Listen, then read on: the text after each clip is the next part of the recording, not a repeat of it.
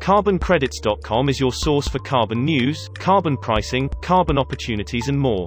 Click to subscribe and receive notifications.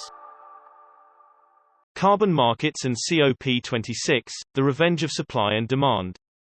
2 weeks of COP26, plus an extra day of last-minute negotiations.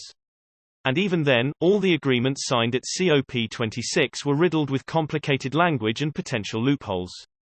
But stare a bit closer at everything, and some patterns start to emerge.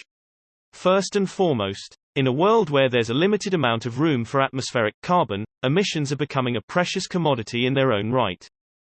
Put another way, the law of supply and demand is back, and better than ever. The supply is the amount of room left for CO2e in the atmosphere, particularly if the goal is to keep global warming under 1.5 C.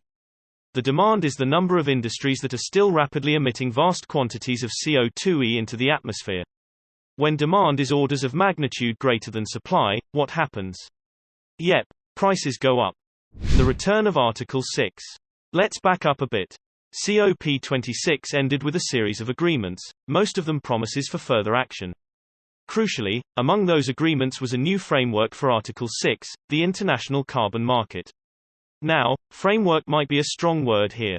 COP26 didn't establish any sort of regulatory body, and it didn't solve all the long-running issues that had plagued previous Article 6 discussions. But it did underline the role of private carbon markets, the voluntary carbon market, or VCM, in driving carbon prices higher. More broadly, COP26 acknowledged that the VCM is, at this point, one of the primary tools governments and organizations can use to influence carbon prices. And despite some watering down of the Article 6 rules, hello, zombie Kyoto Protocol credits, the market responded almost instantly. Within 48 hours of the close of COP26, EU ETS credits reached a price of €67.65 a ton, a record high. Article 6 framework. What are the takeaways from the new Article 6 framework? Public-private carbon market for offsets.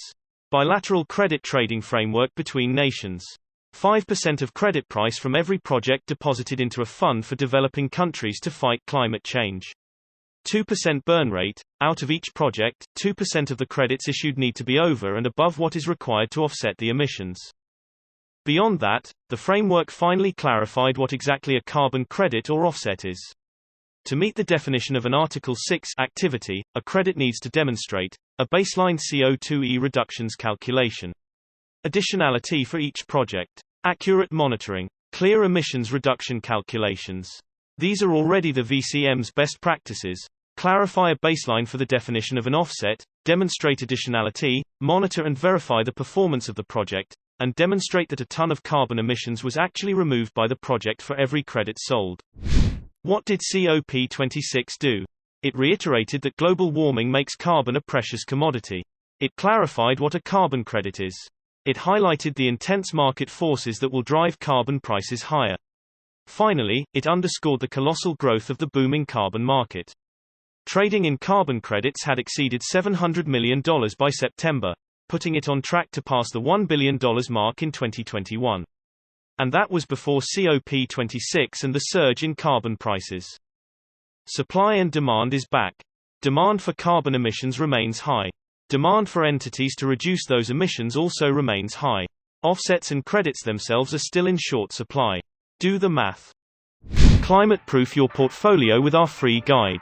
Within minutes, you'll learn the key to the most important commodity of the 21st century. Click the link in the description below.